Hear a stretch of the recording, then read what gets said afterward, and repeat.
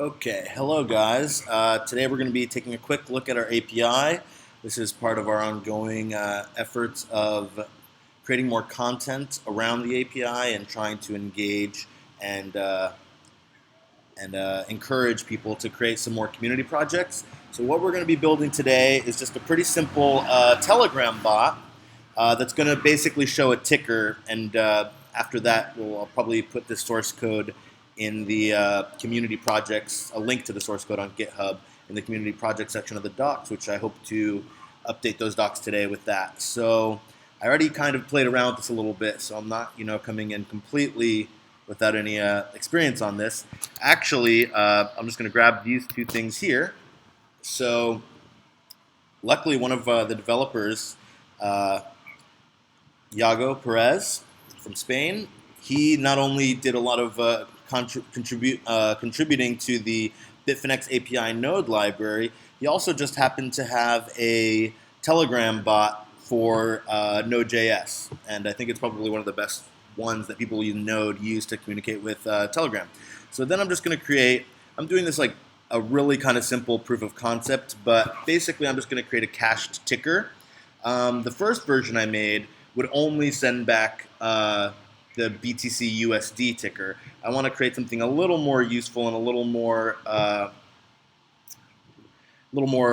polished for the second go at it. So basically, what we're going to do is, first of all, we'll start by handling the Bitfinex side of things, okay? And all that is basically right here. So we're just going to create, we'll start with the WebSocket version. I'll probably at the end also show how you could do this with REST, but it's going to be a lot slower and it'll generate a lot more bandwidth. It'll use a lot more bandwidth because it's going to be querying for every single request and then waiting for it. In this case, we can actually just, we'll actually just be able to cache it and serve that to everybody, and it'll be a lot faster as well as a lot more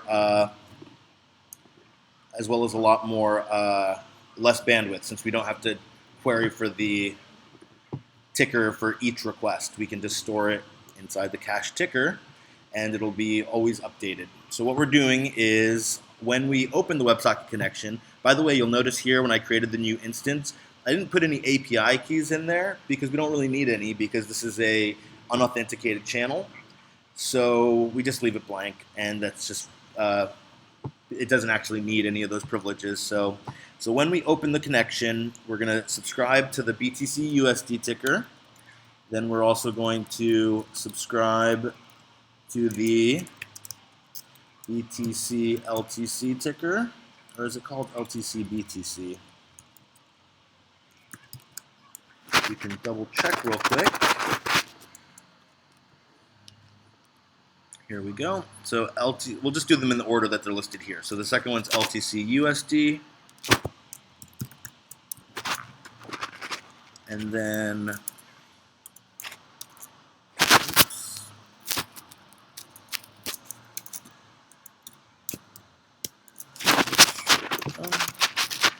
the next one would be LTC BTC.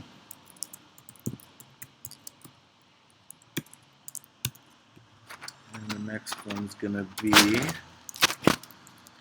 ETH USD. And the last one will be ETH BTC. Okay, so we're going to be subscribing to all those tickers. Now, when we get a ticker, this is one of the things that Iago actually improved on this. We now have a ticker event that's emitted whenever a ticker comes in. It's going to show, we'll be able to receive the pair as well as the ticker. So what we want to do with this cache ticker is, for each of the pairs, we just want to store the latest ticker. I'll just make these null for now. LTC USD.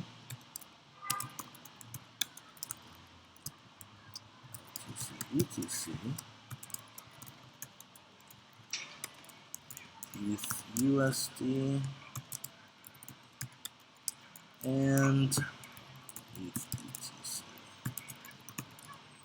so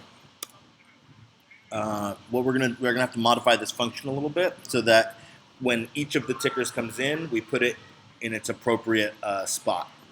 So what we're going to do is when a function comes in, what's the best way to do this?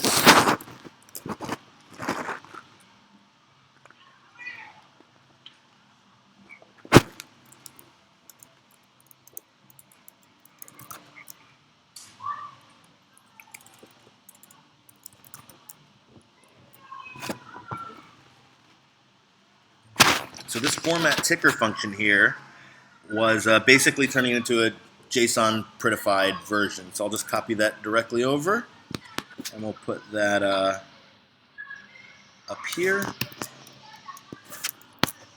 There we go. So all we're doing is basically turning the ticker into a string that's has some nice, pretty spacing, so it'll look a little more professional than just like a long string of numbers. So what we're going to do is we're going to put inside of wherever the pair is of the cache ticker, we're going to put that JSON stringified version, and it'll be stored there, right? And that's basically all we had to do now to get all the information we need from Bitfinex. That's all the Bitfinex code because of this library here, the API node library. It makes it super easy to work with the Bitfinex API. It masks a lot of the things and has some kind of the obvious defaults already built into it. So I like it a lot. What we're going to do real quick, just to test to make sure everything's working, is we're just going to log the tickers as they come in. And now what we can do is we can give this a shot right now. So let's see here. All right, now what we can do is we can go into, where is this stored? Okay, BFX Telegram. So we'll go to code, Telegram, and now we will run the bot, Telegram bot.js. Oops, wait.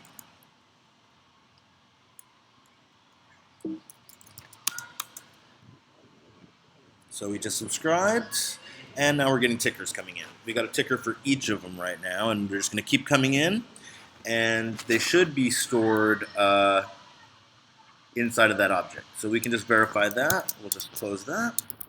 And now we're going to go back here, and instead of logging the ticker, we're going to log the cache ticker, just to verify that it's working as expected.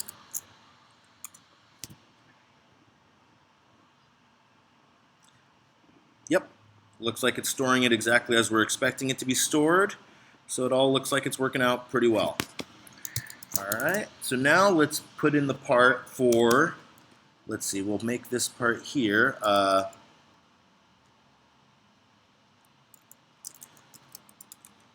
Bitfinex related code. And now we're going to start a new section, which will be Telegram related code.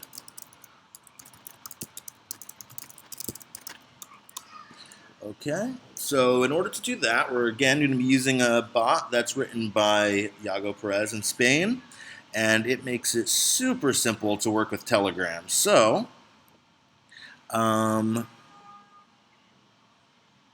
okay, good. So we're just going to copy this code here, and here we have our token, which we got from the bot father. We're setting it to polling true. So this is going to right here. I really love the way that these promises, and you'll notice I'm using arrow functions here to make it a little more readable. All this part is doing is get me is just a function that gives you some information about the bot, and then I can use this then, because it's a promise that it returns, to just log that bot to get information on it. Then when we get the text ticker, then we're going to put we're going to send back a, here, let's remove some of this portion here. This is basically sending a keyboard, which we're going to get into a little later on. But for now, we can ignore that part. And we'll just remove this for now. So now, What we're doing is whenever we get a command for /ticker, we're going to send the cached ticker, but we want to actually change how this works a little bit so that when a person requests the ticker, we're going to instead tell them, well, which ticker do you want? Do you want the BTC USD? So we should probably have something like a case uh, inside of here that will check to see what we're going to be getting. So in fact, if someone sends us just the ticker, what we want to send back is a message saying, which ticker would you like? So now, just to see if all this is working so far, let's go back here. I actually want to take away that console log because that is a lot of text that's going to be coming on the screen. So we'll start, let's see. Okay. Syntax errors.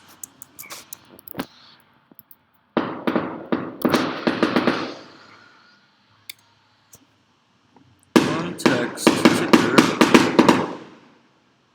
var chat ID. Oh, there it is. Okay.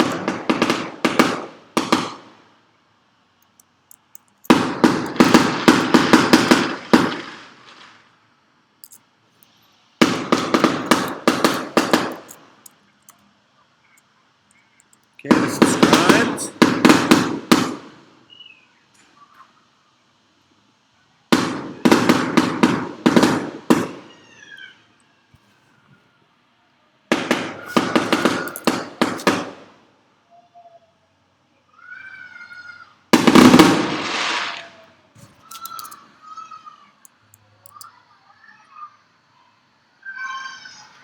Okay, let's at least give this a try. What I use is Franz. It lets you connect to all of the different ones. So now, this is from the old one that I'd built.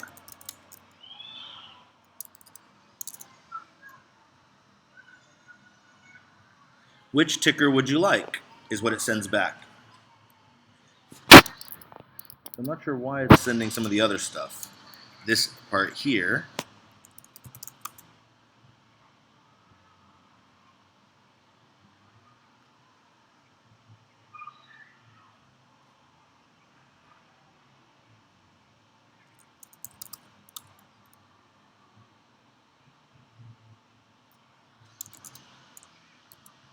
Really weird. All right, let's see here.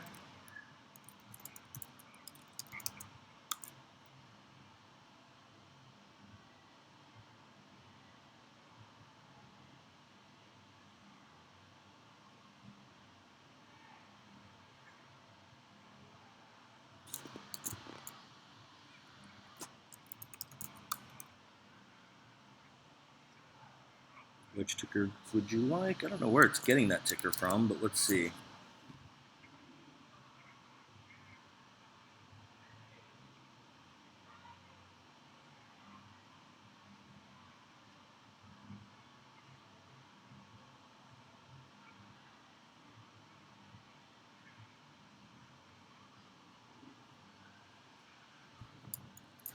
Okay, that's saved. Try this again.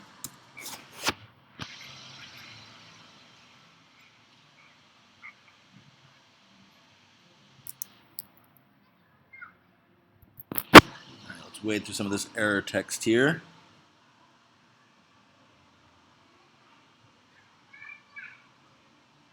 I think I see what's happening. Yeah, there it is.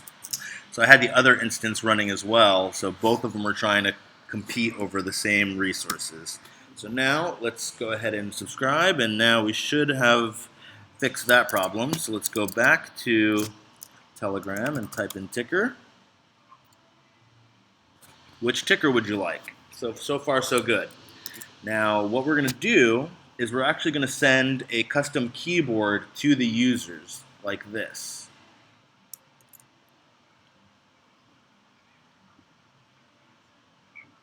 And what it's going to have is a bunch of different buttons where we're just going to make it super easy for the user to pick which one they want, because we're going to show a custom button for each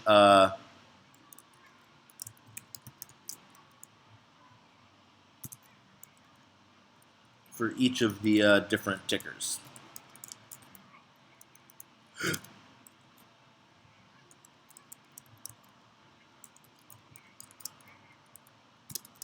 Actually, I had built this a little while ago, and I was sharing it with my friend Gabe, and it was just running from my laptop. But when I turned it off, he was actually like, "Hey, what's going on with the ticker bot? I can't get the tickers anymore." And I guess it actually turns out that it's a pretty convenient way to check the Bitcoin price or whatever at Bitfinex from your mobile app or whatever without installing anything. So let's see here now, ETH/USD. So mainly this was just started as a project just for fun, just to kind of be able to show how the open source libraries we have make it really easy to integrate. But if it turns out that people actually find it useful, then we'll keep it running. And I mean, really, it's kind of up to what people want to do, because it's even possible via this to create like a full interface where you could basically do everything. I'm not 100% sold on the whole, chat bots are the future, is the new app, etc. We'll see. That's not really. So now what we're going to do is bot send message, and then what we're going to do is send the add this part here, right?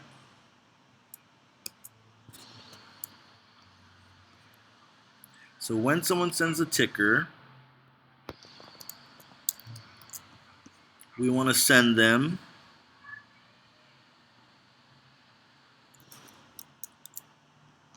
Okay, let's just see if that's working now.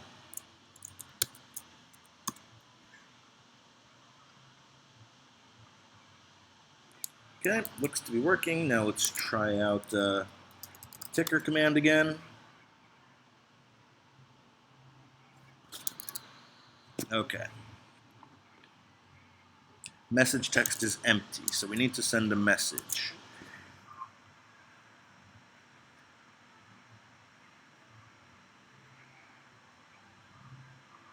Ah, here it is. Yeah, that's what we don't want to do. What we want to do is send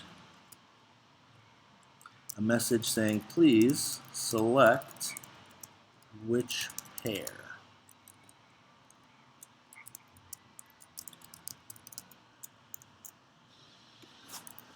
Okay, let's give this a shot.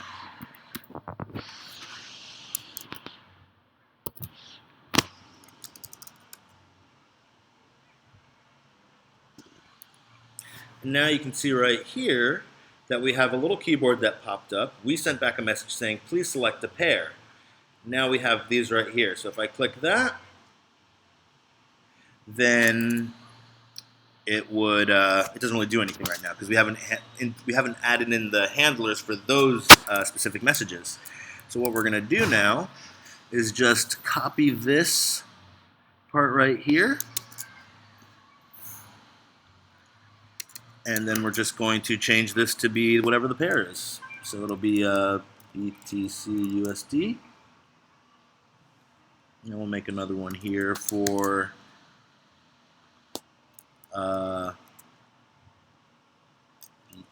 LTC USD. Then we'll do another one here that is ETH USD. Missing a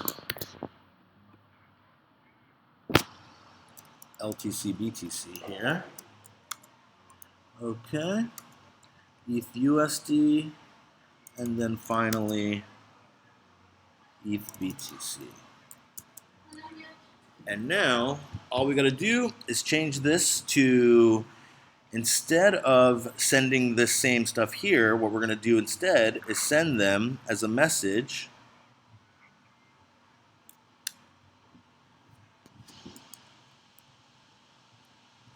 we're just going to send them the specific one that they requested. So we'll do that by, and I'm pretty sure there's a more elegant way to do this than just repeating it 5 times, but this is just the simple, quick way to do it. So we'll do this one. We want to send back the cash ticker, and we want to send back the one for BTC USD. So we'll just copy this here.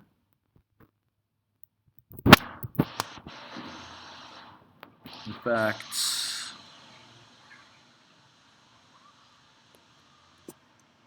what we'll do is just copy this whole thing here and change this to LTC USD.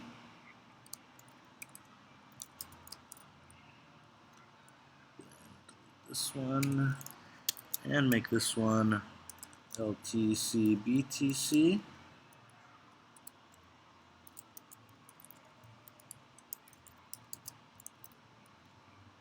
And then delete this one. Change this one to ETH USD.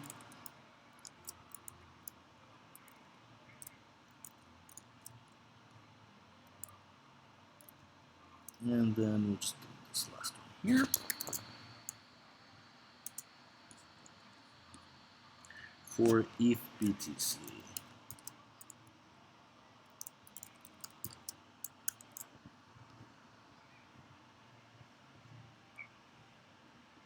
Ah, that's the problem. Okay.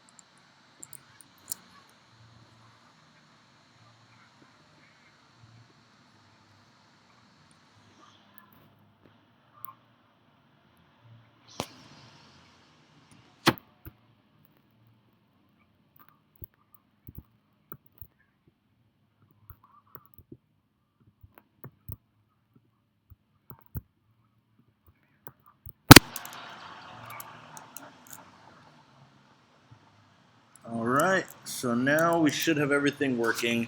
So let's give it the old college try.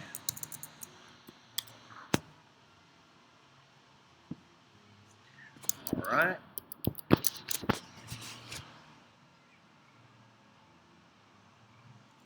So we'll start off by seeing what happens when we put ticker. Good, it sent us back our custom keyboard. When I click BTC USD, gives me the BTC USD ticker, LTC USD. There's the LTC USD ticker. There's the LTC BTC ticker, ETH USD, and ETH BTC. So all of them are working, and it's pretty easy to do. So using the thing that the library that Yago has contributed to, in fact, two libraries that Yago contributed to, it took us only like 78 lines of code, and we have a fully working ticker bot that can now be added in Telegram if you wanted to check the ticker from Bitfinex. So this was just an illustration mainly to show how you would be able to connect via WebSockets and how that could make it easy for you on any of your projects to kind of keep a running total of what the Bitcoin price is at any given time. This kind of pattern where we're just caching the ticker to an object that is globally available, so that way we just always have the most current value for that ticker sitting here waiting. And that way we can avoid having to do this how it would look in REST, which if we did this using the REST API, what we'd probably have to do here is basically whenever we get the LTC USD, we would do something like, bfx dot get